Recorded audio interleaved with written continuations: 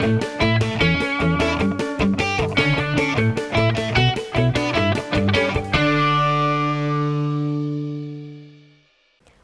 eu sou a Milena Konzen, estou no 7º semestre de jornalismo e sou a produtora do documentário Laços.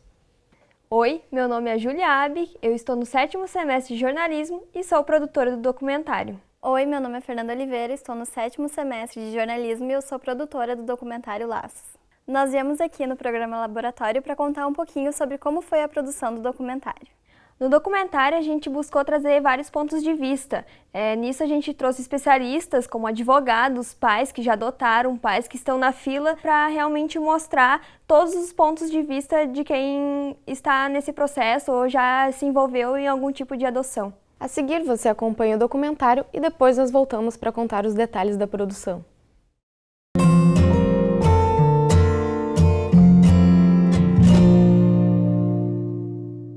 A gente optou pela adoção porque a gente sempre quis ter filhos e a gente ficou bastante tempo fazendo um tratamento de fertilização e a gente decidiu então interromper o tratamento num certo momento e começar a pensar na adoção, entrar na fila. No meu caso, do meu marido, nós tivemos alguns problemas de gestação.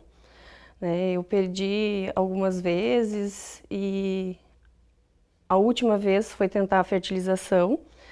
E aí eu já tinha se estendido 4 anos desde a primeira perda, né? A fertilização, a primeira vez que a gente fez, não deu certo. E como eu já estava meio abalada, assim, porque mexe bastante com a mulher, né? Essa questão de perda. A fertilização já não tinha dado certo, foi um processo bem longo para tirar óvulos, implantar. Aí a gente pensou, vamos esperar ainda mais ou vamos entrar na fila da adoção? E isso foi unânime, tanto de mim quanto do meu marido, não teve assim objeção nenhuma. Os dois optaram em adoção. Fazia muitos anos que rondava pela minha cabeça a ideia de poder adotar, né? Ou seja, eu acho que é uma decisão que vai se amadurecendo aos poucos, vai se ganhando suporte para tomar uma decisão dessas. Tem que preencher um documento, isso é complicado, então nesse momento é difícil, então talvez a palavra de sentimento seja muita dificuldade de tu preencher um documento dizendo quais são as características da criança que tu quer. E a gente quer um filho como a gente é. De qualquer forma, se fosse nosso biológico, a gente não teria essas escolha de cor de olho, cor de cabelo, enfim, a gente queria um bebê, uma criança. E, enfim, no nosso documento a gente colocou que então a gente aceitava irmãos, podia ser duas crianças, gêmeos, ou um maior ou menor, até 3 anos, menino ou menina. E as outras restrições, como é que a gente vai colocar restrições em relação a um bebê, se a gente não tem como colocar, mas tem que preencher, então isso é difícil. Nós não escolhemos sexo da criança, nós só queríamos ter a primeira sensação assim de uma criança pequena, bebê de colo, trocar fralda, dar de mamar, saber sentir quando está com dor de barriga, dor de ouvido, sabe, tudo isso, porque para mim era muito importante sentir esse primeiro contato com uma criança pequena, que provavelmente não vai conseguir ter natural, né? Então, a gente optou por uma criança de recém-nascido até 1 ano de idade, que ela fosse branca, né? E aqui do Rio Grande do Sul, com doenças tratáveis. E neste momento da vida eu estou sozinho, então eu não podia ou não me achava em condições de adotar uma criança muito pequena, né? Mas eu pensava que uma criança acima dos 5 anos eu podia dar conta mais facilmente, né? E então por isso eu escolhi essa faixa etária dos 5 aos 7, mais ou menos, 5, 8 anos. Aquele cadastro ele é alimentado, né, por todos os juizados, né, da infância e da juventude. Lá consta o perfil dos adotantes, a idade da criança, né, a faixa etária, como querem, se é recém-nascido, cor, raça, né, ou independe, ou se tiver alguma deficiência. Esse casal que chegou, a pessoa que chegou lá no fórum, né, e passou por uma entrevista, uma observação, ela precisa ainda da habilitação ser favorável, né, para que ingresse nesse cadastro. Esse cadastro, ele representa uma fila. Estou aguardando, né, a criança conforme o que eu pedi. E funciona assim, não é algo tão rápido, né, demora. Até o momento que a gente recebeu a notícia de que era a nossa vez de adotar, levou quase 5 anos, 4 anos e alguns meses. Então foi bastante tempo de espera. A gente até nem esperava mais, a gente pensava, bom, vamos partir para outros projetos, porque 5 anos é muito tempo, né? Não é uma gravidez de 9 meses, é uma gravidez de quase 5 anos, né? Eu fiquei 1 ano na fila de espera. O problema maior para nós é a espera, né? É o tempo que vai decorrendo e vai passando e a gente parece que demora, assim, a gente fica ansioso e também não sabe quando vai vir. A adoção é como se fosse uma gestação prolongada, mas tu não sabe o dia que a criança vai vir para ti, né? E tu aguarda ela num processo ano após ano, dia após dia, e tu vai planejando as coisas pensando nessa data. Aos 23 dias de vida, fui adotada por uma família lá de Candelária. Os meus pais sempre quiseram ter um filho, mas não conseguiam engravidar. Minha mãe fez vários tratamentos. Foi muito delicado, porque eu estava na universidade e recebi uma ligação no meio de todas as ligações do setor, no setor, inclusive, no telefone profissional, e ela me pergunta, né, a assistente social do fórum, Cássia, tu tá na cidade, o teu marido também tá na cidade, vocês podem vir conversar comigo hoje às 4 da tarde? A assistente social me ligou e disse, a cegonha chegou. Sim, eu posso, vou ver aqui, ó, 4 horas, vou ver se o Alex também pode, a gente estará lá, o que seria? Não, é que a gente quer apresentar para vocês uma menina, uma moça, ela disse, uma moça,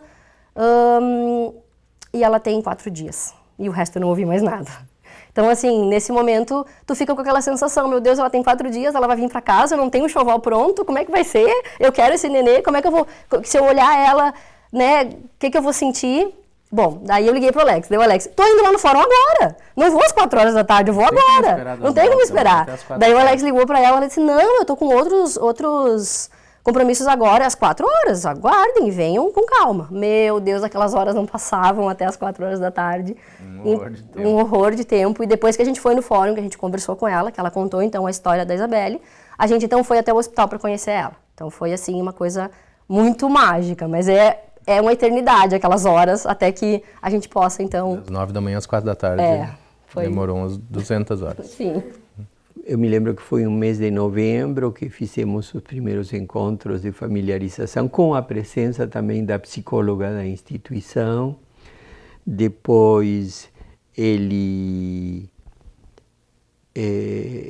fazendo pequenas saídas, como, por exemplo, ir a tomar um sorvete juntos, ir até o shopping, ir a tomar um café da manhã à minha casa, ir a dormir um dia a minha casa durante o final de semana, se ia dormir uma sexta, bom, sábado eu levava de novo para a instituição, depois ficar sexta e sábado, sexta, sábado e domingo, né? Ou seja, foi se estendendo esse prazo aos pouquinhos. Na verdade, a gente chega no hospital e ela ainda não tinha ido, então, para o orfanato, né? A determinação daquele bebê foi de que ele ainda ficaria até ir direto para a família. E ela estava numa caminha daquelas, bercinho, né? E eu não sabia se eu podia pegar, se eu não podia pegar, porque tu tem uma pessoa que te acompanha, que conversa contigo. E daí eu só lembro dela me dizer assim, ô mãe, é melhor tu sentar se tu vai pegar ela no colo. Porque, tipo, se tu vai desmaiar, né, com o neném no colo, sei lá o que piriri que tu vai ter, que piripaque que tu vai ter. Mas é muito, muito interessante. A gente não conseguia sair de lá, né, Alex? A gente ficou lá até de madrugada, até que o pessoal do hospital nos mandou embora. Tipo, vamos embora, que vocês estão fazendo barulho aqui. Porque a gente queria avisar todo mundo, a gente queria começar a vida dela conosco, né? Passou, acho que, não sei se 1 ou 2 finais de semana inteiros na minha casa. E eu tinha que levá-lo de novo para o abrigo, porque tinha terminado o final de semana. Ele me pediu que queria vir a morar comigo. E a legislação brasileira, ela precisa ser muito cautelosa, porque não dá para brincar com o sentimento de uma criança que está numa casa, né, de acolhimento, ou num programa institucional, já sem os seus pais, né, biológicos, porque sofriam violência, abuso, maus tratos, e ela ser entregue a uma outra família que poderá brincar de ser mãe ou pai. Não pode ser assim, precisa ser sério. E, enfim, bate o olho e é um amor que não tem como explicar. É bem isso. Ainda mais que ela tinha 4 dias, ela era um bebê. Conforme todos os outros bebês que a gente olha, eles têm a mesma carinha, né? Eles são bebês, imagina, de 4 dias. E pro pai, um pai que é biológico ou pai adotivo, não tem diferença, porque tu vai ver o teu filho só quando nasce, né? Então, para mim, foi igual eu tivesse um filho biológico. A gente teve algumas horas de gestação nesse caso, né? Porque daí... Não tem diferença nenhuma para mim, porque o pai vê quando nasce. Então, a mãe que tem esses outros sentimentos, né? De carregar no corpo e tal, mas pro pai é igual. Isso aí, foi incrível. E no outro dia ela já pôde ir embora conosco. Então, a gente teve que correr para organizar tudo para poder receber ela, né? Porque a gente já tinha uma casa, um teto, mas a gente não tinha um berço, uma banheira, coisas que um bebê precisa, né? Uma mamadeira, enfim. E aí, então, eu passei a informação e o pessoal da instituição achou que a situação já estava madura, suficiente como para poder trazê-lo para casa. Então, se informou a juíza e a juíza deu a autorização para que eu tivesse a guarda temporária dele. Mas a assistente social foi muito clara, assim, quando eu fiz essa pergunta para ela, meu Deus, e agora, né? O que eu faço? Meu neném de 4 meses, de 4 dias. Ela olhou e disse, tem uma toalha limpinha e um teto? Leva essa criança para casa, o resto resolve. Se eu conheci em novembro, a guarda temporária dele eu tinha a partir de 4 de dezembro. Os grupos, as pessoas se mobilizaram e nos ajudaram, tipo... mobilizaram as outras pessoas, fizeram o chá de fralda. Aconteceu de tarde. Todo mundo se organizou e foi muito legal, assim. Mas, em princípio, eu estava me preparando para que chegasse uma menina, tanto que o quarto que ia ser dele tinha sido pintado cor-de-rosa. E a primeira visita que ele fez à minha casa, e eu disse qual era o quarto dele, ele disse, mas este é um quarto de menina. Então, o primeiro que fizemos foi pintar o quarto para adaptá-lo ao que ele queria, né? E tinha razão em pedir que fosse de outra cor. Sempre fiquei sabendo da situação, como era. Quando eu era pequena, realmente as pessoas me perguntavam como eu era, qual era a minha situação com os meus pais. Eu dizia que eu era filha do coração, que na época os meus pais não tinham leite para me dar. Então, sempre foi uma coisa bem tranquila assim para nós. Nunca tive nenhum problema quanto a isso. Desde pequena, meus pais me falaram, me aconselharam sobre o que era o assunto e foi algo sempre bem liberal dentro de casa. E essa história eu conto para ela. Eu digo que eu acho que eu fui uma boa menina naquele ano, porque o Papai Noel me presenteou com o maior presente que eu podia ganhar, né? Então, ela sabe que ela é adotada, a gente sempre conversa com ela sobre isso, a gente sempre conta essa história. Então, porque é muito interessante que a gente pensa que ela soubesse desde sempre, que a gente não tivesse que marcar um momento para, hoje nós queremos te contar uma coisa, tu é adotada. Não, ela já sabe desde sempre que ela veio de uma outra forma, que ela sempre foi nossa, mas que ela chegou até nós de uma outra forma. Tu ter essa estrutura, tu ter essa liberdade para conversar é o grande diferencial da adoção, porque eu me vejo entrando em uma família que me acolheu de braços abertos, que me desejava, e que me deu toda a base para ser o que eu sou hoje. 5 anos, eu fico imaginando, ela tem 6 hoje. Todo esse tempo que ela viveu, que a gente ficou na fila, ela já tem de vida, né? Uhum. E parece que a gente fez tanta coisa já, que podia ter feito tanta coisa antes naqueles outros 5, né? Faz 7 anos que ele está comigo. A relação é muito boa. É muito boa e muito amorosa. E as crianças se identificam tanto com os pais, né? Que acabam até tendo um pouco o jeito dos pais. Por exemplo, eu sou estrangeiro e falo com sotaque. E meu filho é brasileiro, mas fala com sotaque. Nós vamos tentar a fertilização ainda mais 2 vezes, que nós temos condições. Mesmo que dê certo a provável fertilização, a gente não vai parar com o processo de adoção. A gente vai continuar para ter outro filho. Eu gostaria de adotar também. Nunca pensei em ter filhos próprios. É uma coisa que eu vejo desde pequena, assim. Eu acredito que eu tive essa oportunidade, que para mim nada mais é do que uma grande oportunidade e que tem muitas crianças que precisam da mesma coisa. Para nós, eu posso dizer assim que é uma realização pessoal, mas realização como família, porque a gente tinha esse objetivo, né, de completar a nossa família com uma criança. Então, eu acho que ela veio para ocupar esse lugar. Ter um filho é uma bênção. E foi uma alegria na minha vida. O tempo está passando, daqui a pouco a criança está aí, né? E a gente vai fazendo as coisas junto, a gente vai construindo coisas junto, a gente vai se preparando, né? E daqui a pouco a gente é mãe do coração. Vai ser filho, filha, da mesma forma, como se fosse natural, né? Para quem pensa em adotar, eu tenho alguns conselhos. Primeiro, sempre fale para o seu filho, para essa pessoa, o porquê da adoção. Trate disso como um assunto natural em casa. Sempre se coloque aberto a conversar, a dialogar. Nunca esconda os motivos do porquê foi adotado e os motivos que a pessoa sabe da adoção. E principalmente, se tiver um outro filho que seja biológico, não fazer distinção entre os dois. Bom, mensagem para quem quer adotar e que tem vontade, está decidido a adotar, é não desista nunca. Porque uma hora vem. Diria que adotar é uma experiência muito enriquecedora, muito boa para a vida de quem se dispõe a fazer a adoção. Pode demorar, pode... Como a gente acredita nessa coisa de já tá marcado o teu filho para ti, se tu desistir, ele não vai chegar. Paciência, né? Resistência, persistência, porque quem tem vontade de amar incondicionalmente não há obstáculo nem barreira.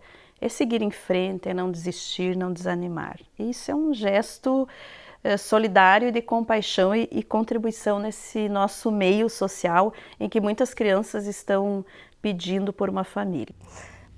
E eu acho que outra coisa também que é sério, é que a adoção é uma coisa séria, sabe? Então, tem que pensar bem, tem que querer bastante. Porque é um filho e não dá para devolver, tu tem que querer. Então, eu acho que é isso assim, é bem isso, é a tua vez, então a gente acredita nisso, né? E eu acho que isso que fez a gente aguentar os 5 anos sem pirar, porque a gente sempre se perguntava, por que ainda não veio? O que será que a gente fez de errado porque ainda não chegou? E não que a gente seja assim tão católicos, enfim, tão espiritualizados, mas a gente quando tá na fila a gente pensa nisso, sabe? Que por que será que não vem? Será que não vem porque não tô fazendo certo? Será que não tô sendo uma boa pessoa e por isso que não chegou a minha vez? Então não dá para devolver, né? Não é uma mercadoria, é um filho, é para a família. Então acho que essa é a mensagem, assim.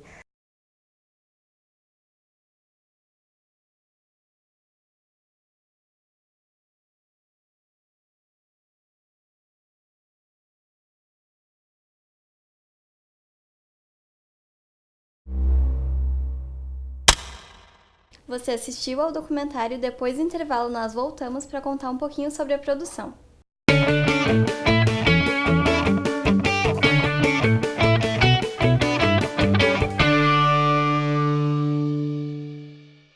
O documentário surgiu através de uma cadeira de Telejornalismo 2, em que a gente teria que fazer um documentário.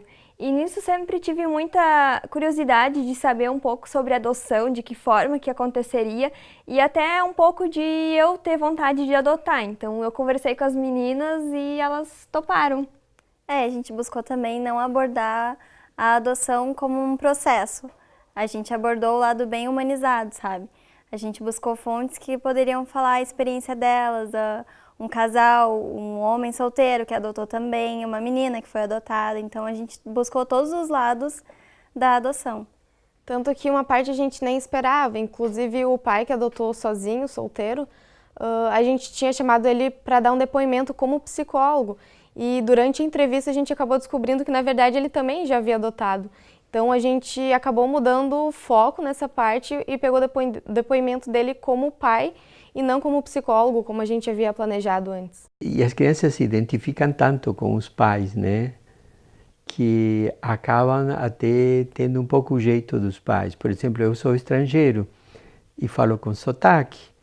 E meu filho é brasileiro, mas fala com sotaque. A gente acho que se surpreendeu bastante, né, de que em poucos minutos a gente descobriu muita coisa, histórias, as pessoas envolvidas, toda essa espera de tu querer uma criança, isso a mim sensibilizou bastante, assim, aquela mãe que estava já há 3 anos na fila da adoção, a quanto uma mãe espera um filho para estar tanto tempo na fila, esperando aquela criança, né? A adoção é como se fosse uma gestação prolongada, mas tu não sabe o dia que a criança vai vir para ti, né? E tu aguarda ela num processo ano após ano, dia após dia, e tu vai planejando as coisas pensando nessa data. E a gente sabe que é um tema delicado, que a gente até ficou com um pouco de receio de talvez as pessoas não se abrirem tanto por ser um tema delicado, porque é a tua família, é a formação da tua família. Quais perguntas fazer, né? A gente ficou bem receoso, assim, mas foi super tranquilo, inclusive eles se emocionaram durante a entrevista, a gente também acabou se emocionando, a gente chorou junto. Outra parte legal foi da menina que foi adotada, né, que foi... a gente achava que seria muito difícil conseguir uma pessoa que gostaria realmente de dar um depoimento e que fosse um depoimento bom. E a menina foi a primeira que a gente entrevistou, deu muito tempo de gravação, ela falou muito, ela contou a história, inclusive que ela descobriu onde a mãe dela estava, que ela nunca quis conhecer. E que a partir dali ela precisou de uns documentos e ela acabou vendo onde a mãe dela morava e possivelmente a mãe dela morava perto de onde ela estava morando. São coisas que a gente acabou descobrindo que, nossa, é uma coisa tão legal, sabe? Saber histórias de outras pessoas, de pontos de vista diferentes do que a gente imaginava. Sempre fiquei sabendo da situação, como era. Quando eu era pequena, realmente as pessoas me perguntavam como eu era, qual era a minha situação com os meus pais. Eu dizia que eu era filha do coração. E para selecionar o material também, né? Porque foram horas de gravações, a gente tinha muito material, então essa parte foi as que a gente considerou as mais importantes, assim, porque teve muitas horas de gravação. A nossa vinheta foi escolhida por detalhes, assim, desde da cor da fita, que era vermelho, que simbolizava o sangue, desde o nome Laços, que mesmo que tu não seja de sangue com os teus pais que adotaram, tu sempre acaba criando um laço afetivo, um laço muito forte. Então a gente tentou mostrar isso também na nossa vinheta, né? De que a partir de uma adoção, a partir de uma procura, tu acaba criando laços. E a gente até tentou produzir elas de formas diferentes, né? Mais à mão, mais manual. A gente até comprou fita. A gente tentou escrever manualmente com a fita, só que acabou não dando certo. Não deu muito certo. A gente teve que recorrer ao Pablo. Obrigada, Pablo. Isso aí. O feedback de todos foram bem positivos. A gente mandou para cada um depois que a gente produziu o vídeo. Eles adoravam, mandavam pra gente um monte de coisa, agradeciam por ter participado. E a gente, por ter compartilhado a história, sabe? A gente não tinha mais nada para falar, a não ser agradecer, porque é coragem tu compartilhar teus sentimentos, compartilhar a tua história, compartilhar a história de uma criança, sabe? A formação da tua família, né? Todo esse processo que a gente sabe que muitas vezes é doloroso, que é delicado.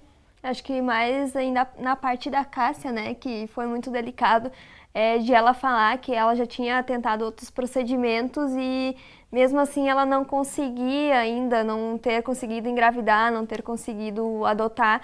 E ela ter falado, vir aqui e estar disposta a falar sobre isso e depois pegar e dar um feedback pra gente, acho que é muito legal. Porque a partir de que hoje a gente até disse de como fazer a pergunta, de como dar um ângulo, né, pra essa questão, e depois receber que a pessoa gostou, é muito bom, né? Nossa, é maravilhoso. É a sensação de dever cumprido, né? Que tu tá trazendo um conteúdo diferente e que não agrade somente a gente, como produziu, como também para a disciplina, o professor também elogiou bastante, mas também tanto para as pessoas que participaram das gravações, né? Para quem trouxe e contou a sua história pra gente. E foi editado com muito cuidado também, pra gente não distorcer o que eles falaram, pra gente cuidar bastante, para deixar as partes mais importantes, para não tirar a essência de cada pessoa que veio da entrevista, sabe? Eu acho que o que torna isso mais legal é que esse trabalho não virou só mais um trabalho da aula, da disciplina. Acho que virou um trabalho que nos dá gosto, que fica pra gente e fica pras pessoas também, sabe? É um trabalho legal que realmente dá orgulho de mostrar pras pessoas, porque foi muito bem produzido, foi as pessoas que a gente escolheu de alguma forma falaram tão bem, né? E tudo assim parece que casou assim para que desse esse trabalho final.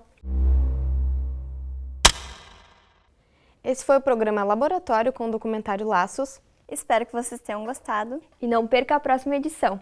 Tchau! Mas na primeira, o que é isso? Boa, time! Tem mais?